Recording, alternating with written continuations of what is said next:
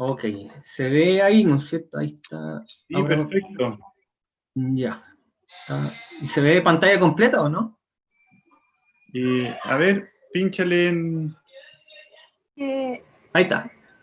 Ahí es, sí, muy bien. excelente. Dale nomás. Ya. Bueno, mi nombre es Sergio Ibáñez. Yo trabajo en el banco de semillas de línea Intihuasi en Vicuña. Eh, lo que les voy a presentar ahora es un proyecto, bueno, un trabajo que está enmarcado en un proyecto que estamos realizando en conjunto con el Ministerio de Medio Ambiente y financiado por el gobierno regional de Antofagasta.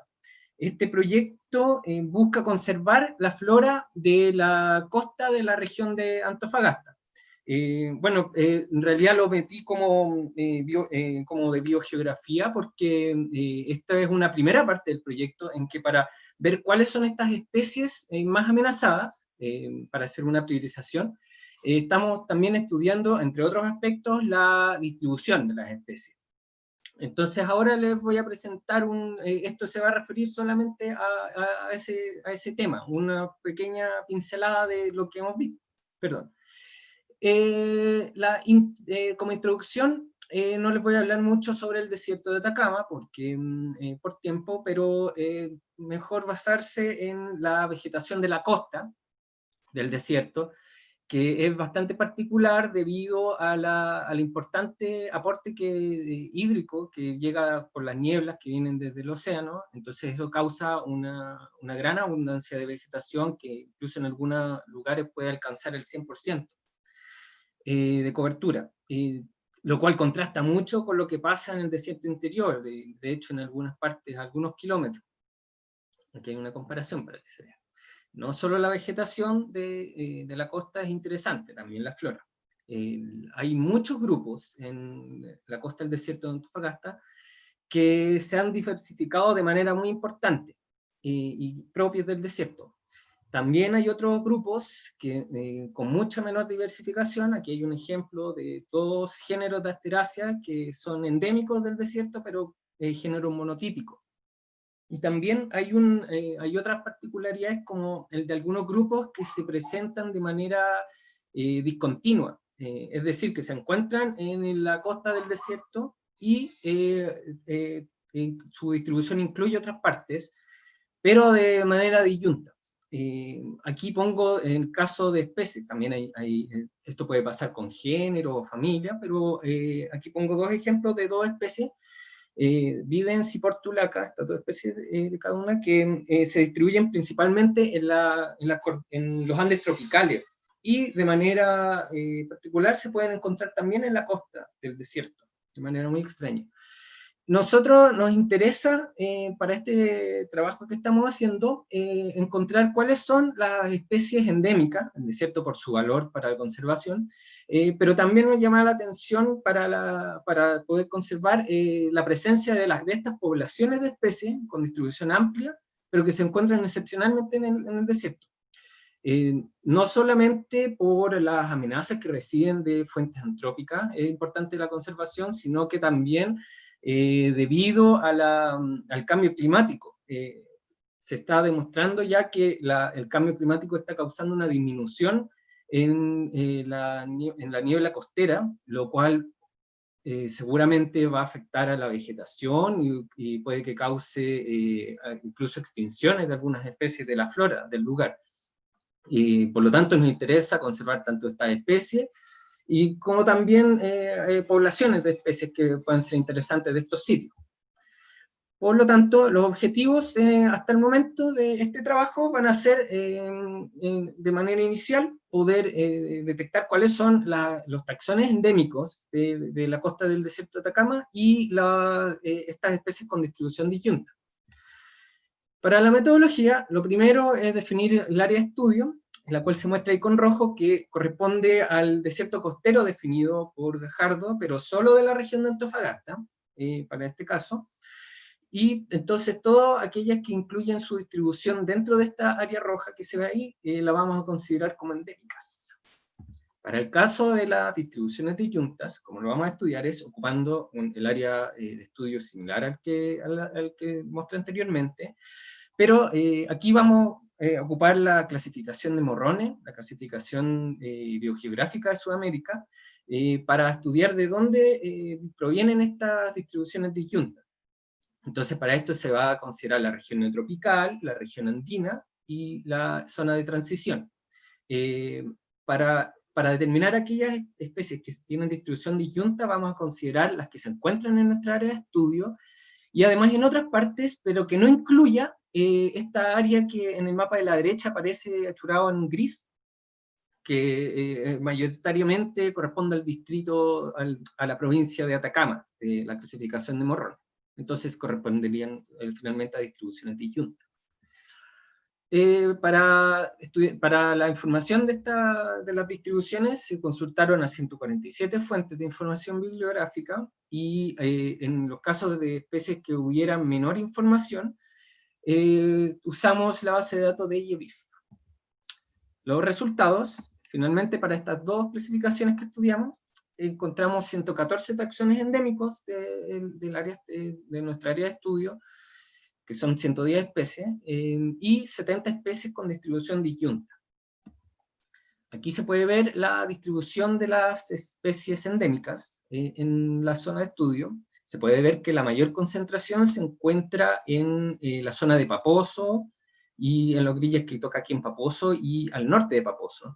Y este trabajo, o sea, estos resultados se condicen mucho con lo que publicó Martí Corena y colaboradores, en que un trabajo similar, pero usando toda la flora de la región de Antofagasta, determinaron que había una alta riqueza en estos casi los mismos cuadrantes. Son cuadrantes el doble de grandes de los que usamos acá, pero los resultados son muy parecidos, pero a pesar de que ellos estudiaron la riqueza. Bueno, nosotros también estudiamos distintos grados de endemismo, los cuales no voy a poder incluir acá por el momento, pero sí mencionar que el más importante son los endemismos locales. Definimos como endemismos locales aquellos que son taxones, o especies o subespecies, de las cuales se conociera una población restringida a una sola localidad, que está dentro de unos pocos kilómetros o quizás menos. Aquí algunos ejemplos, solo para mostrar que en realidad tenemos endemismos locales por toda la costa de la región de Antofagasta, 37 del total de los 110. Para el caso de las distribuciones disyuntas, aquí en este gráfico se muestra el diámetro de cada una de estas pelotas es proporcional al número de especies. Se ve que la mayor cantidad de especies con distribución disyunta son de la zona de transición. Después viene la de la región andina, y por último la región no tropical. Ahora, hay algunas especies que se presentaban en más de una de estas clasificaciones. 8 minutos. Ya. Aquí algunos ejemplos. Por ejemplo, Gaulteria insana es una especie que solo se encuentra en la región andina, pero hay otras que, como Asplenium peruvianum, que se encuentran muy distribuidos en la región neotropical y también en la zona de transición, incluyendo todos los Andes tropicales, todo el desierto de Perú, también el Chaco en la región neotropical, y en Chile solo se encuentra en nuestra zona de estudio.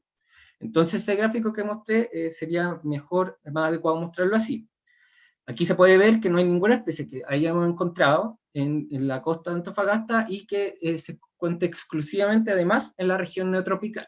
Lo que sí, hay muchas de la zona de transición. Un ejemplo, Salve Flora, que se encuentra en la zona de estudio y además en la costa de Perú.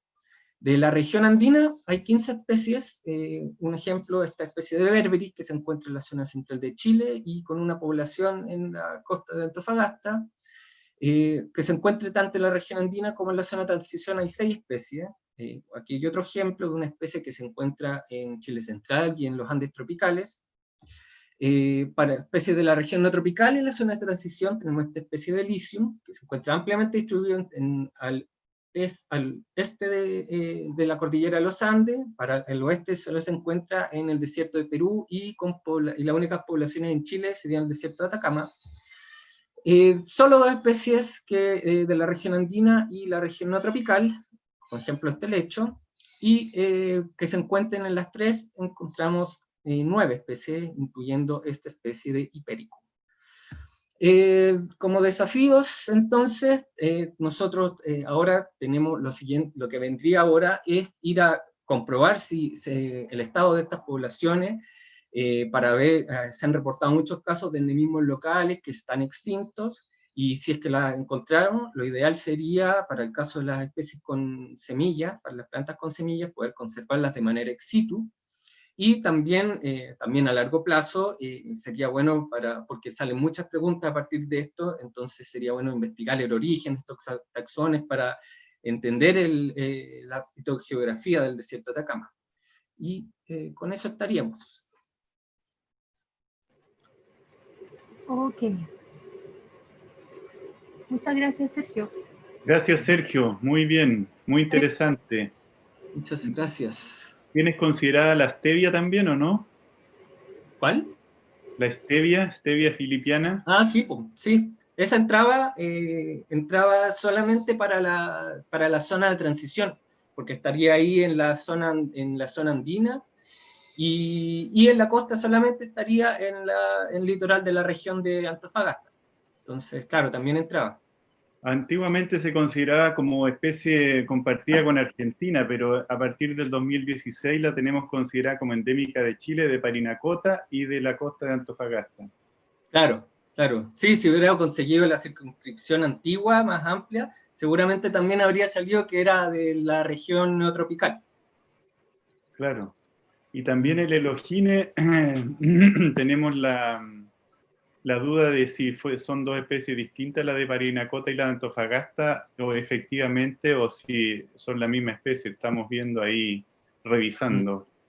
Sí, sí, algo que no mencioné también es que hay muchas especies que todavía están, como bueno, un trabajo preliminar, hay algunas especies que todavía son dudosas, y no solo desde el punto de vista taxonómico, sino que desde el punto de vista de distribución. Hay citas de especies para la zona que estamos estudiando, pero que no estamos seguros. Entonces va a ser necesario, urge una revisión en herbario, a ver, para corroborar, porque este trabajo está, lo que mencionaba en la metodología, que principalmente que está basado en revisiones bibliográficas, pero también sería bueno corroborar el caso de estas especies dudosas. Y también sería bueno terminar con ese tema, poder ver estas especies dudosas para ver si se puede hacer una especie de catálogo de esta zona, para tener una base de datos y poder ver proporciones y poderlo estudiar de mejor manera. Bueno, tienes el catálogo de Johnston para empezar. Sí, no, esa es la piedra angular de este trabajo, pero han salido muchas, claro, de 1929 ya han habido bastantes actualizaciones, entonces... Alicia y Andrés, en el chat hay unas preguntas para Sergio. La pregunta, Sergio, de Diego Alarcón, dice, ¿sabes si Pleopeltis en Antofagasta se comporta como epífito sobre algo vivo o sobre roca o tierra? No sé, yo creo que, bueno, los helechos en Antofagasta, además de Quilantes Moyi, son bien raros. Bueno, y Adiantum, los otros helechos que se encuentran ahí son bien raros.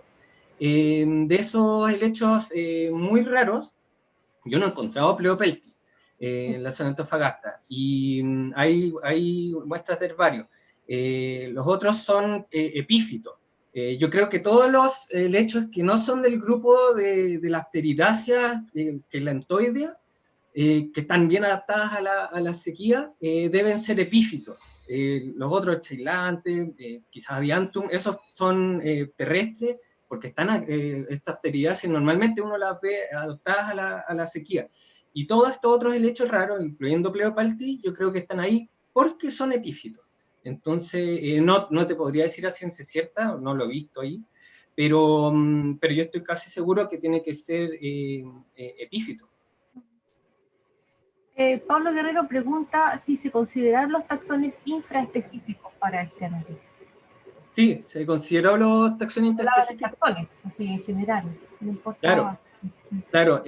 Para el caso de los endemismos, consideramos, o sea, bueno, para el caso de distribuciones disyuntas y de taxones infraespecíficos, consideramos, o sea, sí, consideramos los taxones infraespecíficos. En el caso de los endemismos, hay muchos taxones infraespecíficos endémicos. En el caso de las distribuciones disyuntas, no hay ninguno. son solamente especies. Entonces yo hablé solamente de especies para distribuciones disyuntas, como para que estuviera más claro, y en los otros casos también, claro, ahí me refería a subespecies. Ok, ok. ¿Alguien? ¿Una pregunta más? ¿Alguien quiere hacer preguntas? ¿Opinar? Interesante trabajo, Sergio. Es un área tan...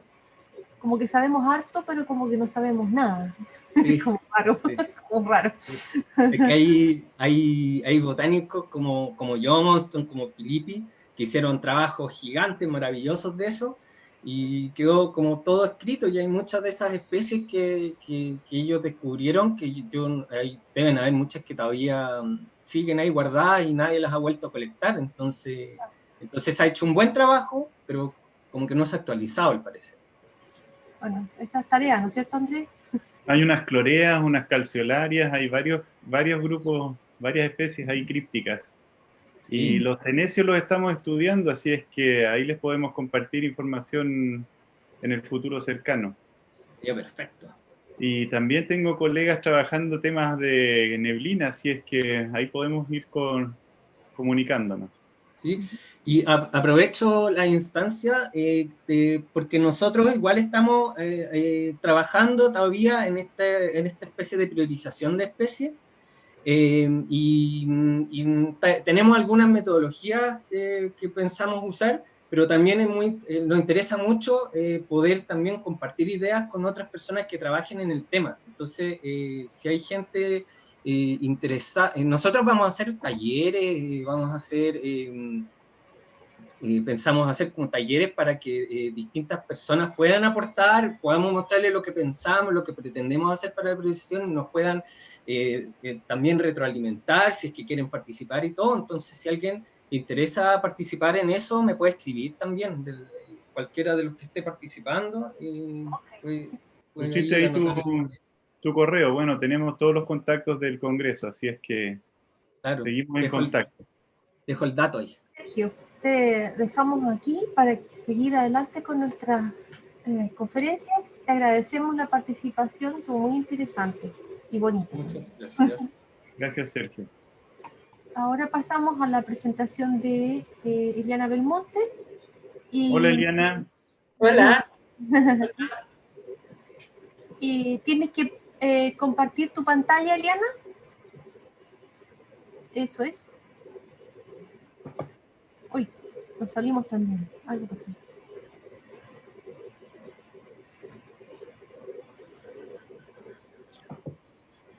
¿Estás compartiendo todavía, Yavian? No, creo que no. No. No estoy compartiendo. No, está bien, ¿sí? ¿Bien ahí? ¿Sí? En Sí, se pantalla. ve, Eliana. Perfecto. Bien. Bueno, muy buenos días a todos, buenas tardes ya.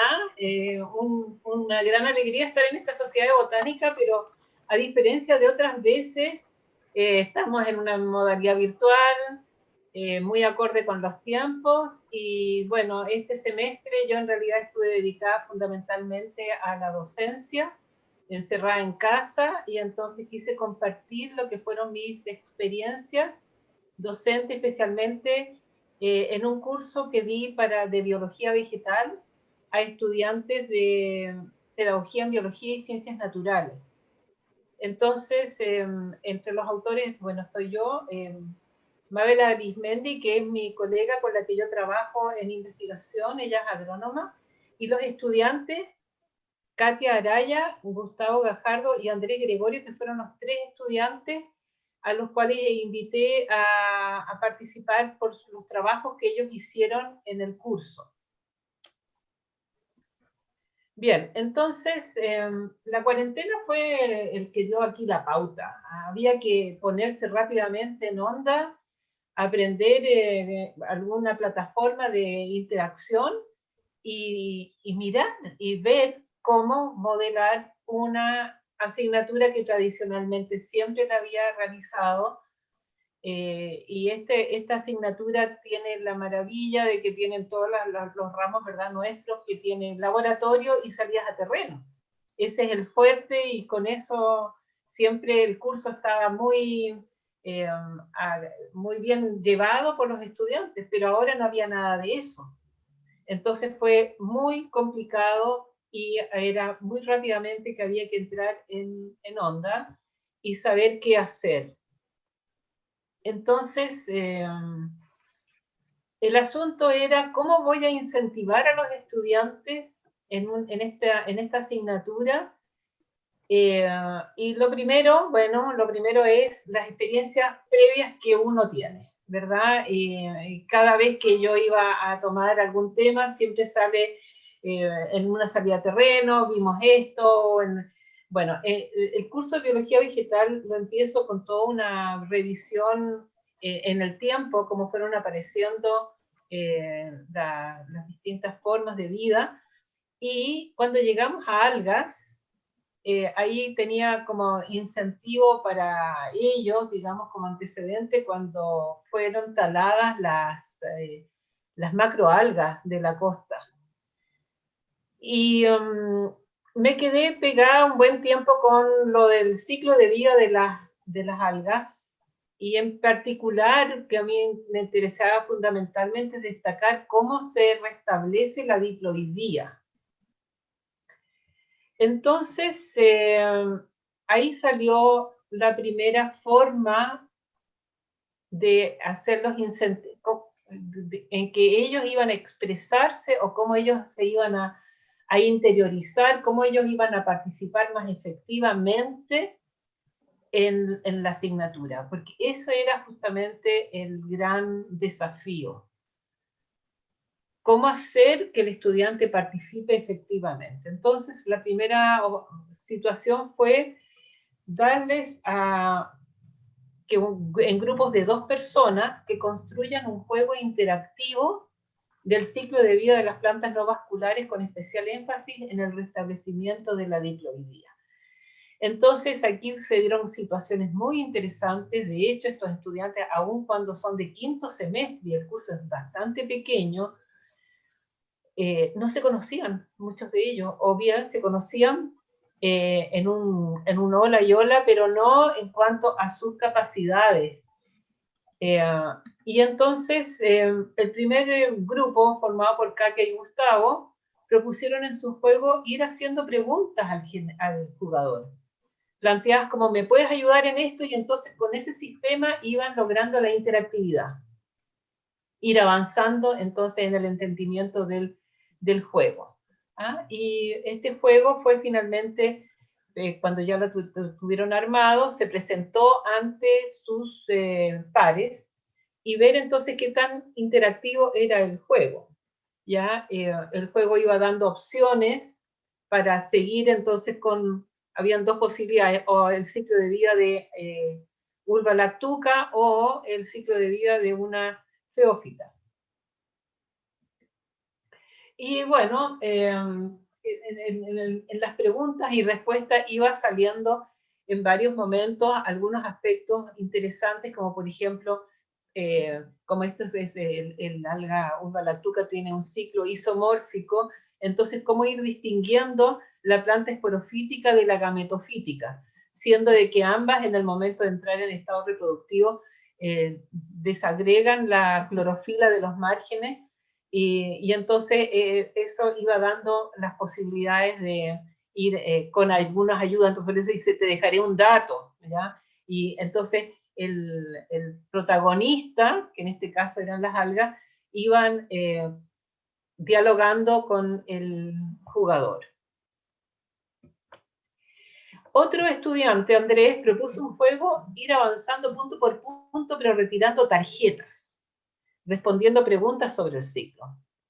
Sin embargo, Andrés, si bien es cierto, también trabajó con algas, él se dio un trabajo bastante más profundo al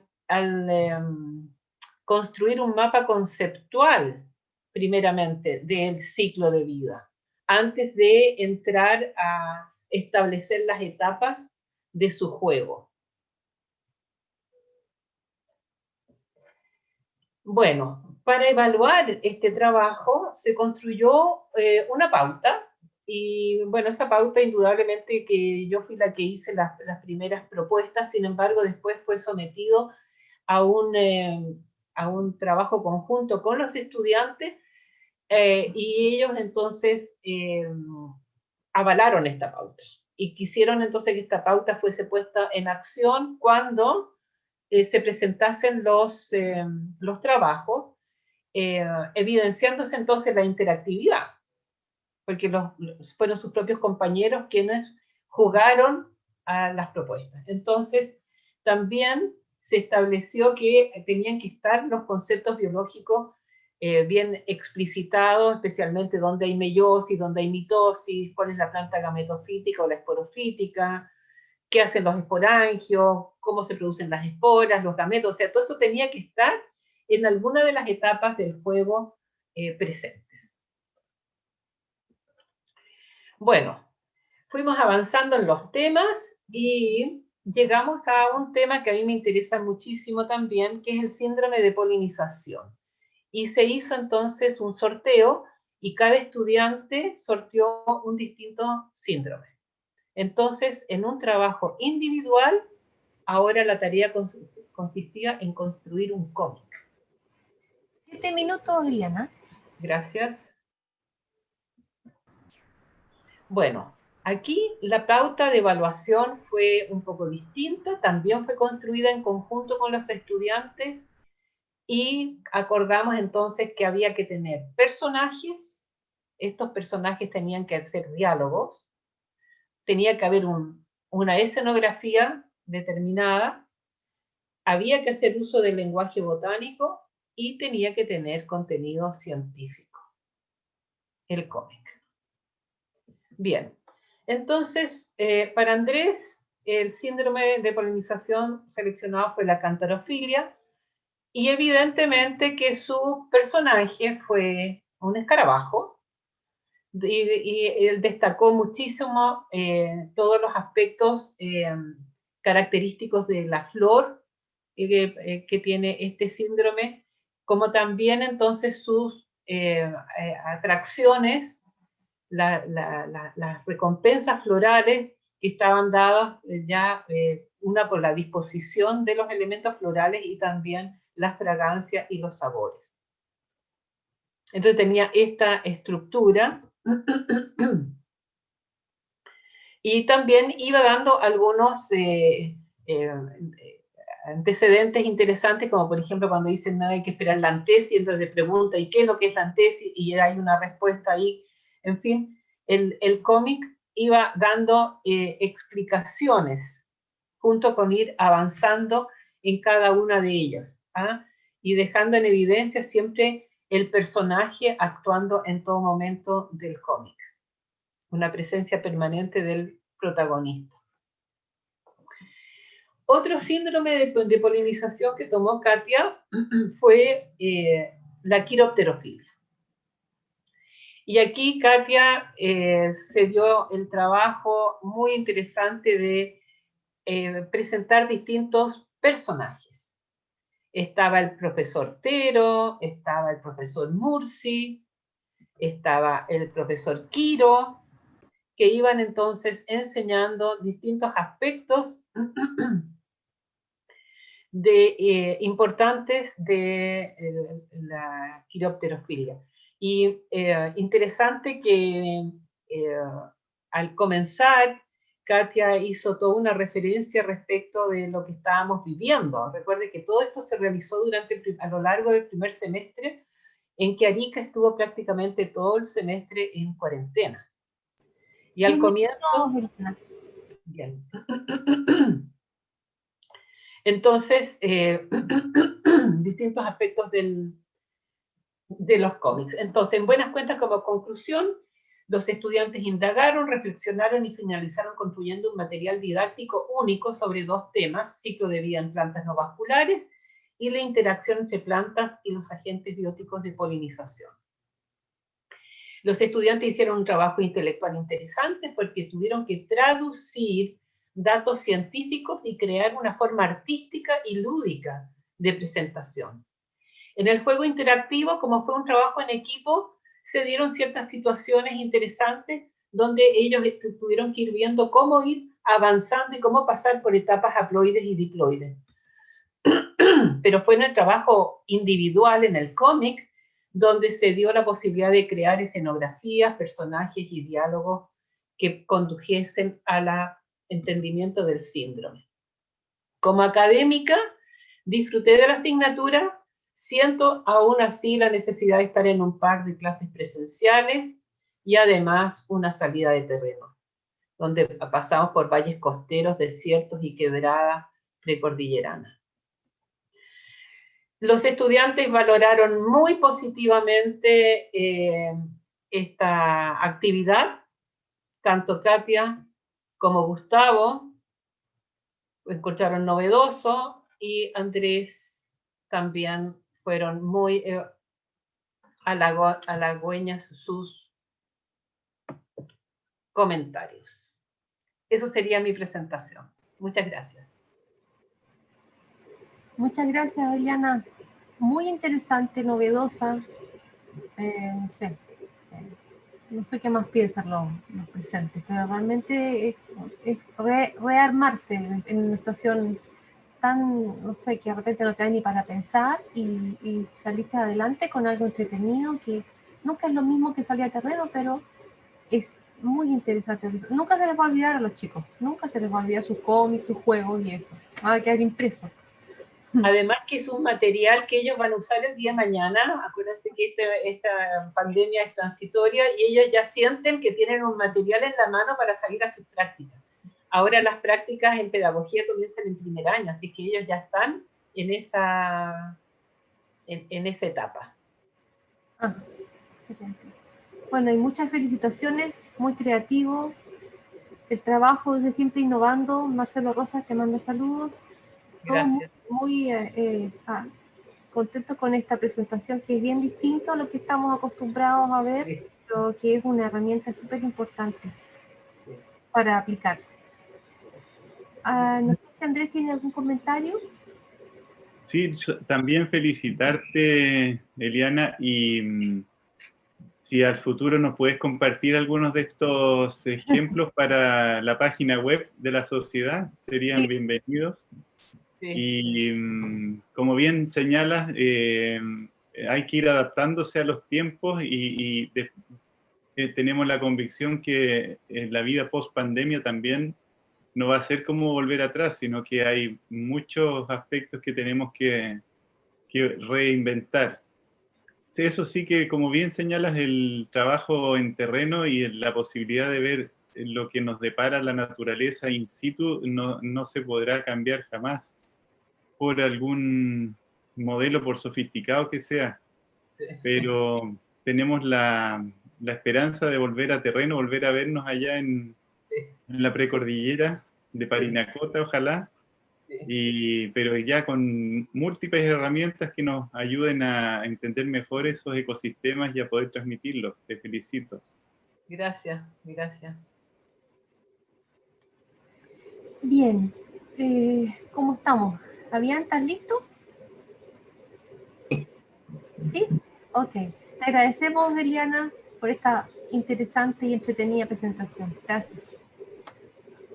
Muy bien, Fabián. Voy a ir más lento porque si no se me enoja el computador. Ya okay, hicimos las pases. Claro, sí, ya. Comparte tu pantallita, eso es. Bien. Ya. Si es más complejo, déjala así, nomás se ve bastante bien. Si no tienes presentación completa. Vamos a intentarlo.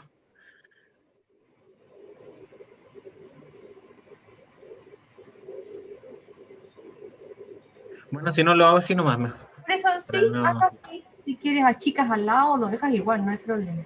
Ya. Ok, dale nomás.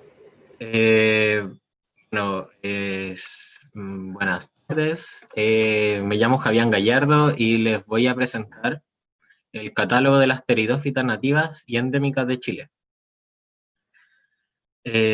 Cuando hablo de pteridófita, hablo tanto de licófitas como de monilófitas. Aquí al lado izquierdo tenemos a un ejemplar Diffasium gallanum y pertenecientes a las licófitas, y representando a las monilófitas, a Stichirus squamulosus, ambos del sur de Chile. Dentro de la filogenia de las traqueófitas vamos a centrarnos dentro del círculo rojo, y el círculo, todos los grupos encerrados en los círculos verdes corresponden a grupos que tienen presencia en Chile. En cuanto a los grupos que aún están vivos y no están presentes en Chile, serían las selaginelas y maratiales. Estos son dos grupos que se diversificaron en los trópicos, no están presentes acá en Chile. En cuanto a la diversidad mundial de pteridófitos, esta llega a los más o menos 12.000 taxones, mientras que para Chile ha oscilado en los últimos años de 190 a 158 con una tendencia a bajar. Como material método, se realizó una revisión bibliográfica exhaustiva para cada grupo, mientras que también para ver el estatus taxonómico de los grupos, se visitó las bases de datos de Trópicos, de Planlist y del Instituto de Darwinian. En cuanto a las ocurrencias de las especies, se verificaron en la plataforma GBIF. Y los estados de conservación fueron extraídos de los distintos procesos del reglamento de clasificación de especies que está a cargo del Ministerio del Medio Ambiente. Aditivamente, se visitaron las colecciones de pteridófitos tanto del Herbario SGO del Museo de Historia Natural como del EIF, de la Facultad de Ciencias Forestales de la Universidad de Chile. Vamos al grano. La riqueza de la pteridoflora en Chile está compuesta por 23 familias, 53 géneros y 158 taxones, lo que correspondería al 2,9% de la flora vascular del territorio. De estos 158 taxones, 106 son nativos, 53 son endémicos. O sea, el 33,3% de los helechos y licófitas en Chile son endémicos de acá. En cuanto a las familias más numerosas, destaca Blasteridaceae con 28, Hymenophilaceae con 25 y Dryopteridaceae con 19 taxones, mientras que los géneros más numerosos son Hymenophyllum, Asplenium y Adiantum con 22, 13 y 8 taxones respectivamente. En cuanto a la diversidad distribuida en las regiones de Chile, tenemos se concentran en la región de los lagos con 81 taxones, mientras que la región de los ríos es la región que más pteridófitos tiene por unidad de superficie. Por el contrario, la región de Atacama es la que menos pteridófitos tiene, y la región de Antofagasta es la que menos tiene por unidad de superficie. Aquí podemos ver a Cynamia spinosae, la cual crece en el desierto costero del que mencionaba Sergio anteriormente. En cuanto a los estados de amenaza, se han clasificado 128 taxones válidos, y correspondería al 80,5% de los taxones presentes dentro del territorio. En el gráfico se ve notoriamente que la isla Juan Fernández es la que más especies tiene en alguna categoría de amenaza, vulnerable, en peligro o en peligro crítico de extinción. Y Isla de Pascua, que es la única unidad que tiene un helecho extinto, el que correspondería a Polisticum fuentesi, foto del ejemplar tipo. Y en cuanto a los estados de amenaza, a la cantidad de taxones evaluados por cada región, tenemos que en Isla de Pascua es la única unidad donde se han clasificado todos los pteridófitos. En su contraparte, en la región de Atacama, se han clasificado un poco más de la mitad, y esta es la región que menos tiene clasificado.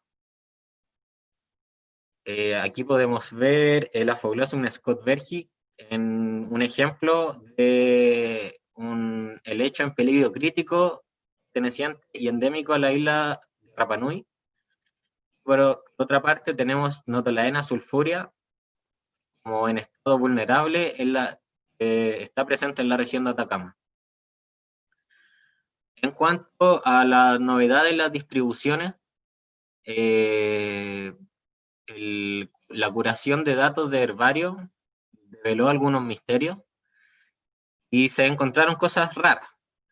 Ejemplo de esto sería el Australopithecus magellanicum, un pliego del depositado en el SGO, colectado en 1865 en la localidad de Laguna Chibueno. Esto es aproximadamente 200 kilómetros al norte de lo que actualmente se conoce como la distribución de esta especie, la cual llega hasta la región del Biobío hacia el norte. Su contraparte también se encontraron en el herbario de Leif, Cryptogramma fumarifolia, la cual se colectó 70 kilómetros al sur de lo que actualmente se conoce como la distribución de la especie, la cual llega hasta la región del Biobío, y la colecta fue en Laguna Galletue, en la región de la Araucanía, en la cordillera. Otras cosas como Adiantum chilense y Variedad ipsutum, hay colectas de 1940 de Espinosa, en Plena, en la región de los lagos. Y también Hymenophyllum caudatum, es el antiguo caudiculatum, colectado en las termas de Chillán, junto con Hymenophyllum clausianum, en la misma localidad y fuera de su distribución. Además, haciendo la revisión bibliográfica, se encontró Márquez 2017 y sus colaboradores encontraron a Butzia montevidensis en la quebrada de Chara, en la región de Atacama. Esta actualmente solo se conocía, bueno, antes del 2017 solo se conocía en la región de Arica y Parinacota. Esto muestra una importancia que tienen, primero, la curación de datos de herbarios, y segundo, las colecciones biológicas. Y estas pueden servir como herramientas tanto de estudios taxonómicos, de conservación y en general de conocimiento de las plantas. Y eso es todo. Quisiera agradecer a la gente del Museo de Historia Natural, a Gloria, a Víctor, a Jimena, también a Nicolás García del Herbario IF, que siempre tuvieron la buena disposición para cuando vaya. Muchas gracias. Ok, Fabián, muchas gracias por tu presentación. No sé si hay preguntas aquí. Salió bien finalmente después de los detalles técnicos. Hicimos las paces con el computador. Muy bien, exactamente. Aquí hay una pregunta de Eliana Belmonte que dice que ¿por qué no se incluyó la región de Arica y Parinacota? ¿Por qué no se incluyó la región de Arica y Parinacota? Sí. Sí, sí está incluida. Está dentro del análisis. Ok. Ocupé acrónimos para las regiones. Ocupé todas las regiones de Arica, Parinacota hasta Magallanes, incluyendo la nueva región del Ñuble, y separé Isla de Pascua, Juan Fernández, como zonas insulares, que son cosas particulares. ¿Te faltaron las islas desventuradas solamente o no hay helechos allá? Sí, sí hay, pero no por la falta de información que tuve en el momento no la añadí. Pero sería bueno añadirle hacerlo más completo. Bueno, como tú bien señalas, la importancia de las colecciones biológicas en este círculo cerrado la tenemos súper clara. La importancia es transmitirle al resto de la sociedad esta convicción y esta necesidad que tenemos en este círculo de tener claridad sobre la taxonomía, la buena curación, y además la permanente incremento de estas colecciones, porque como bien tú señalas, uno encuentra sistemáticamente aumento de rangos de distribución, etcétera. Sí, y eso es lo notable de que un ejemplar que estuvo, ¿cuánto? 150 años en el Museo de Historia Natural, y ahora lo encontré como una colecta fuera de la distribución. Habían muchos ejemplares y de todos los revisé cada uno, y estos fueron como las cosas notables que encontré. No sé si además es importante insistir en que podemos usar plataformas como GeBIF, pero lo que tú estás haciendo, la revisión permanente de los ejemplares es siempre necesaria, porque puede que a veces estemos replicando errores de distribución eternamente sin darnos cuenta que son ejemplares que pertenecen a distintos taxones. Claro. Pregunta, o comenta en realidad, que te da las gracias por la presentación y te dice que recuerdes que está el catálogo de las plantas vasculares de Rodríguez y de nosotros, ¿no es cierto?, en la web. Te manda el link y eso. No estaba dentro de las fuentes, importantes. Y lo otro, Fabián, acuérdate que tenemos el herbario acá en Conce y está en discusión. Y eso te va a aumentar mucho más la información que tienes. Así que cuando puedas, cuando salgamos de esta cuestión, avisa nomás y te vienes a dar una vuelta por acá. Sí, esto de la pandemia, Sí, se hizo lo que se pudo con lo que se tenía. Claro, sí, Así no, si que estamos todas las te mismas. agradezco la invitación. Ya sabes, estás invitado. Muchas gracias. Ok. No sé si hay más preguntas. Siempre es bueno refrescar estos grupos, ¿no es cierto? Bueno, con lo que tienes ya puedes hacer un buen trabajo de biogeografía también, que tenemos buenos ejemplos en Argentina. Sí, de hecho, en esto estoy trabajando con gente de Argentina. Me han apoyado en el camino. Excelente. Sí. Ok, entonces, muchas gracias. Muchas gracias. Y pasamos a la próxima con Luis Santini. ¿Estás por ahí, Luis? Sí, estás.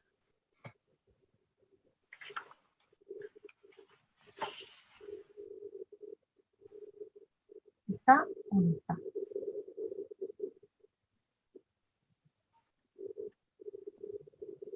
Se supone que está, pero no...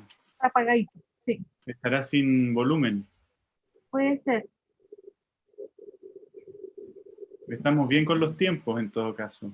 Sí, estamos súper. Quizás con el cambio de la hora, quizás... Pero igual a él le tocaba, ya le tocaba. Ya tendría que haber estado. ¿O no? Parece que no. A ver, ¿cómo es el horario?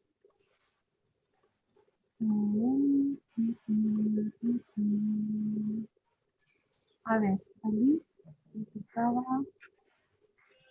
Sí, ya debería estar. ¿Te espero o te para hacer falta?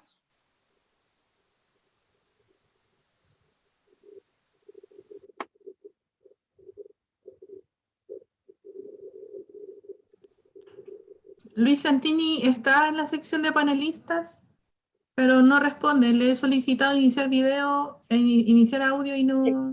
Aquí viene, Alex. ¿Y viene? Sí, ahora soy yo. Ok, Luis. Bien. Disculpa, estaba aguardando que fuera otro. No escuché, disculpa. Un movimiento de panelista.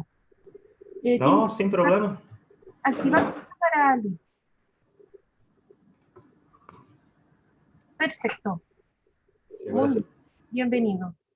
Tienes que compartir pantalla ahora para ver tu presentación. Compartir. Eso.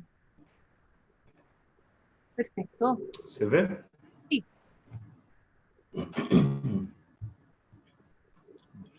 Comienza cuando quieras. Buenas tardes a todos, todos presentes. Mi nombre es Luis Santini, yo soy biólogo, soy de Brasil. Estoy en Chile actualmente para hacer mi postdoctorado en Centro Émera de la Universidad Mayor. en Santiago. Ahora voy a presentar los resultados preliminares de un estudio que estamos desarrollando en parcería con la PUC de Valparaíso, específicamente el Instituto de Geografía de la PUC, intitulado Descripción anatómica y potencial dendrocronológico de los anillos de crecimiento de 15 especies arbóreas de Chile mediterráneo.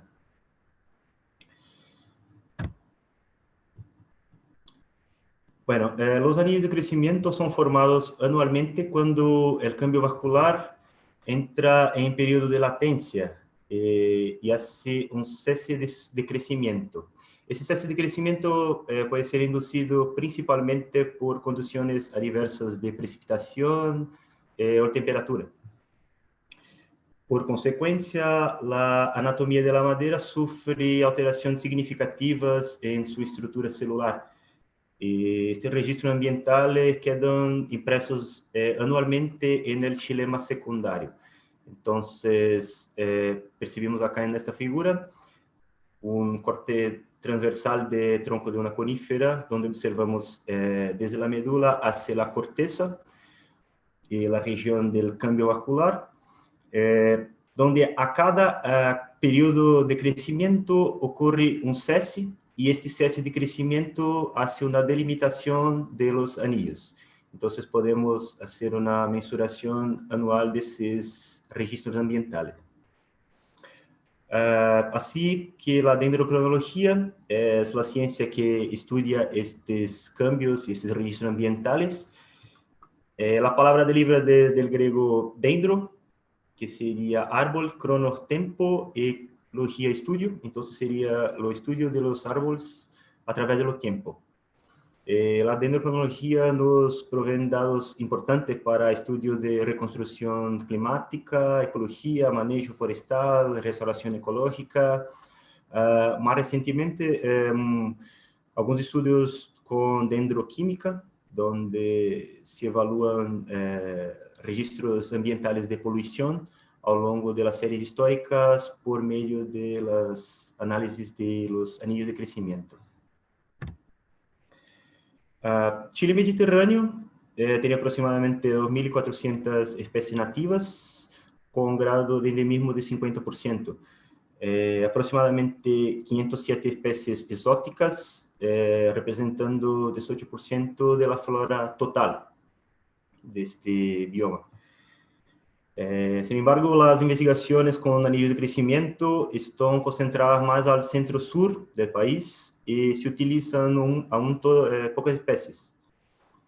Así que el desafío actual sería hacer la inclusión de otras especies longevas para el desarrollo de una red dendrocronológica en la región de Chile mediterráneo.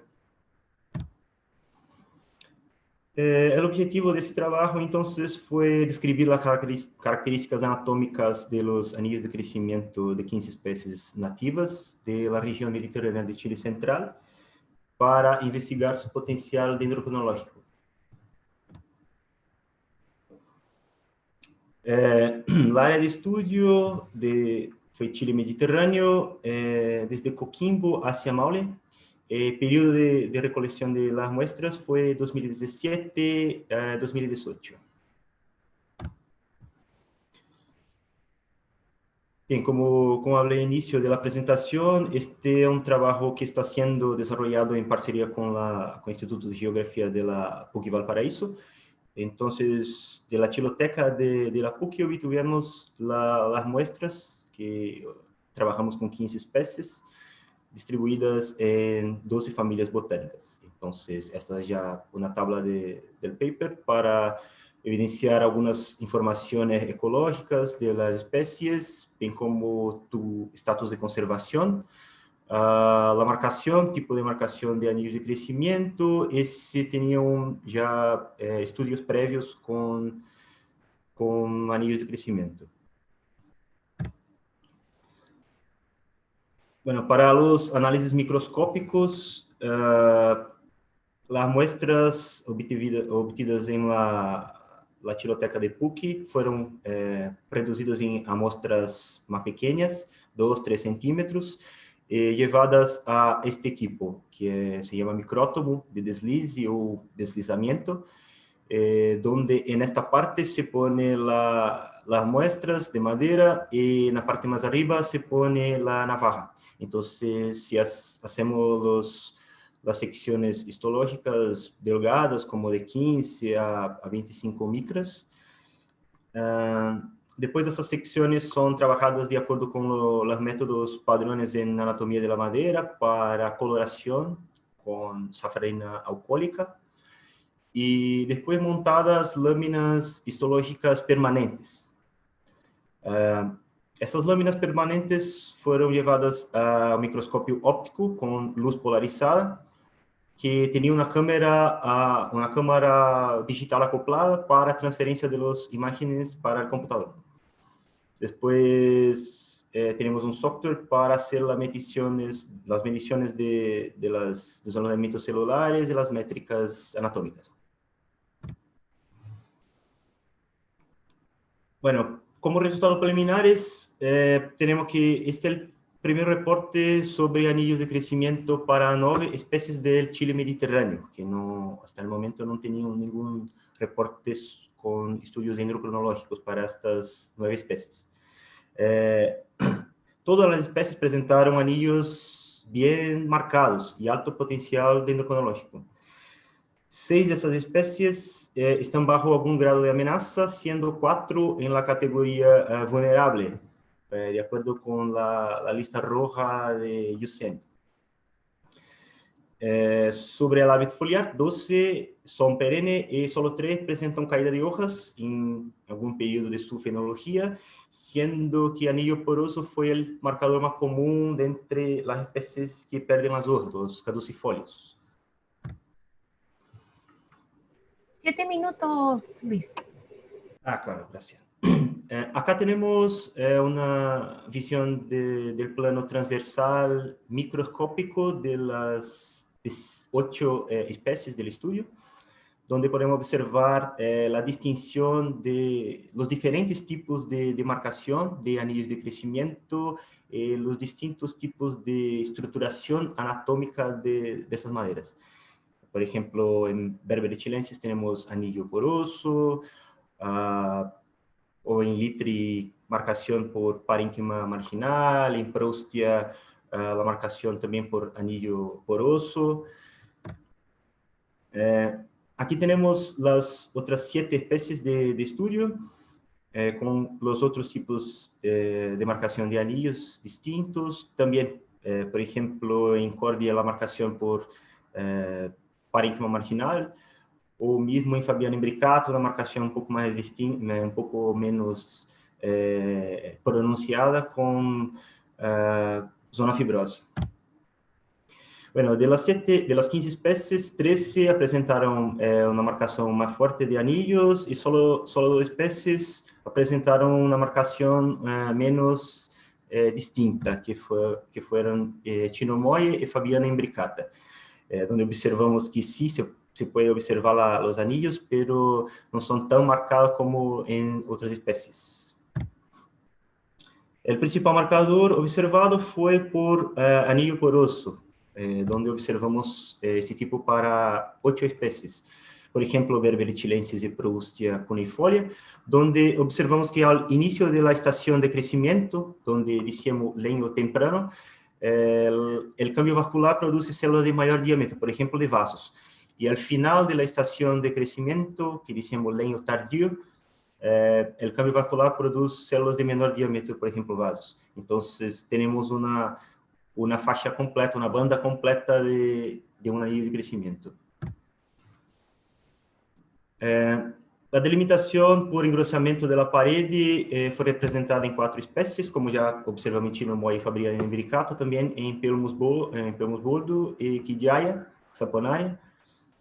Al final de crecimiento tenemos un engrosamiento de la pared de las fibras, donde hace una camada más oscura, y acá sí observamos la delimitación de una camada para el otro año de desenvolvimiento del árbol. La delimitación por bandas de células de parénquima fue observada en 3 especies, por ejemplo, en litre y notofagos, donde al inicio de la camada de crecimiento, donde el cambio tenía una condición más favorable para el desenvolvimiento, fueron depositadas células de parénquima axial, o que llamamos de parénquima marginal, justamente porque está margeando la camada de crecimiento. 10 minutos, Luis. Como perspectivas, nuestros resultados indican que la región mediterránea de Chile posee varias especies aún no exploradas que sí tienen potencial para estudios dendrocronológicos. La construcción de cronologías de anillos de crecimiento con esas especies nos permitirá evaluar cuáles están mejor adaptadas con clima y cómo pueden responder a los eventos de megasequía registrados en la última década en la región central, y de esa forma contribuir para extender las redes de cronología y servir de base para futuros estudios dendroecológicos, de restauración, cambios climáticos, tanto en los valles como en áreas montañosas de la región central de Chile. Bueno, acá dejo nuevamente mi correo, por si acaso tengo alguna duda, algún cuestionamiento, estoy a disposición. Muchas gracias, obrigado. Gracias, Luis. Muchas gracias por tu trabajo, tu presentación. A ver, ¿alguna pregunta? ¿Alguien que esté interesado en este trabajo? Gracias, Luis. Minucioso. Puedo comentar que seríamos vecinos. Yo también trabajo en el Instituto de Geografía. Sí. No nos hemos podido conocer por efecto de la pandemia, pero apenas salgamos vamos a poder encontrarnos. Ojalá en Valparaíso. La verdad, yo estuve en Valparaíso en 2018. Trabajé con Ariel Muñoz. Y ahora estoy en Santiago. Estoy en Santiago trabajando en la Universidad Mayor. Pero pretendo sí, así que se pueda después de la pandemia volver a Valparaíso, sí. Pregunta Marcelo si tiene potencial para reconstrucción paleoclimática, ya lo estabas comentando, y podría yo ampliar la pregunta en el sentido de que tú estás encontrando ciertas similitudes en la anatomía y ciertas diferencias que te permiten establecer esas diferencias entre especies, pero también lo que eventualmente quisieras encontrar es distinciones entre años secos y años húmedos, por ejemplo. Y ahí, ¿cómo logras diferenciar lo que estás viendo como característica anatómica de lo que es una diversidad al interior de la especie? Se ve como difícil hacer eso. Sí, por relación al inicio de reconstrucción paleoclimática, sí es posible, pero eso va a depender de la especie, da longevidade de la especie. Entonces, en general, especies que son fósiles, que son especies más longevas, sí es posible. Ya tiene trabajos que hacen como reconstrucción climática, paleoclimática, baseada en los anillos de crecimiento. Después, preguntó sobre la identificación de años más secos. Sí, sí es posible, pero hay que hacer no solamente la análisis anatómica, que es por eso un resultado preliminar que tenemos, sino la análisis de cronología, hacer la medición de la largura, de los anchos de los anillos, y así correlacionar con tablas climáticas, y así observar si los anchos de los anillos están reducidos o tienen algún tipo de alteración de acuerdo con años de sequía o de temperatura más adversa. Entonces, sí es posible. Y aún más, algunas especies son más sensibles a estos registros ambientales en su anatomía, que por ejemplo pueden producir tipos celulares distintos. Por ejemplo, no tenemos visto estudio específicamente, pero en Araucaria araucana tenemos la marcación, por ejemplo, de años de heladas, entonces, de geadas. Entonces, estos sí son impresos en xilema y podemos hacer los cruzamientos con datos climáticos, pero tenemos que hacer las cronologías. De acuerdo, gracias. Hay una pregunta aquí, Luis, que dice, quillaja es un género que posee 2 especies, una en Brasil y otra en Chile. ¿Son similares los anillos de estas especies? ¿Esa especie de Brasil, cuál? Sí, así me cuentan. Hay una especie en Brasil de quillaja. Chinos molle. No, de quillaja. Del género Quillaja, ah, sí, tenemos quillaja brasilienses. Sí, son muy similares. En general, el leño decimos que es muy conservativo, entonces el factor genético es muy importante, pero también el factor ambiental. El factor ambiental va a ocasionar algunas distinciones poco menos pronunciadas, como engrosamiento de pared o células un poco más grandes que otras, pero la constitución general de la anatomía, la estructuración general de la anatomía es muy conservativa. Entonces, es sí muy semejante. Gracias. No hay más preguntas en el chat. Estaríamos aquí con el tiempo, 1:15 Creo que estamos bien. Muchas gracias, Luis. Estuvo muy interesante. Y otras metodologías que uno las ve como muy antiguas a veces, pero siguen teniendo mucha actualidad. Vamos despidiéndonos, ¿no es cierto, Andrés? Alicia. Dígame. Rodrigo Villaseñor estaba levantando la mano. Ah, chuta, no lo vimos. Pero que... ¿dónde está la manito aquí? Y le activé el audio. Que active el audio, sí. Ya, profe, exprésese. Tiene que sacarle el audio, eso. Una pregunta, porque el chat no hay caso conmigo. Una pregunta, en las diferencias que hay en la anatomía de estos leños, podrán deber también a las diferencias de forma de crecimiento que hay en las especies, como por ejemplo Berberis y Pitrea, por ejemplo, ¿no? o Peumol. Sí, arbustos o árboles. Arbustos, árboles, ¿no? De las plustias, ¿no? Sí, así como en este estudio preliminar no observamos una distinción así marcada por hábito de vida, pero vamos a hacer como una PCA para hacer una distinción más clara de que relacione las especies con, por ejemplo, algunas características anatómicas, tipo de marcadores, por ejemplo, con características fenológicas, si se pierden las hojas y si tiene algún tipo de parénquima, si hay alguna relación. Entonces, hay algunos estudios que hacen una relación más directa con la fenología de los árboles y de las plantas en general, arbustos también, y la marcación de anillos, pero forma de vida no. Forma de vida en este estudio no observamos. Gracias. Bueno, Andrés, ¿algún comentario? ¿Vamos cerrando? Como tú digas, vamos cerrando y nos preparamos para el almuerzo y para volver a la tarde. Para las 3 de la tarde. Ok. Muchas gracias a todos los participantes. Chao, gracias. Chao, gracias. Seguimos viendo. Chao, chao.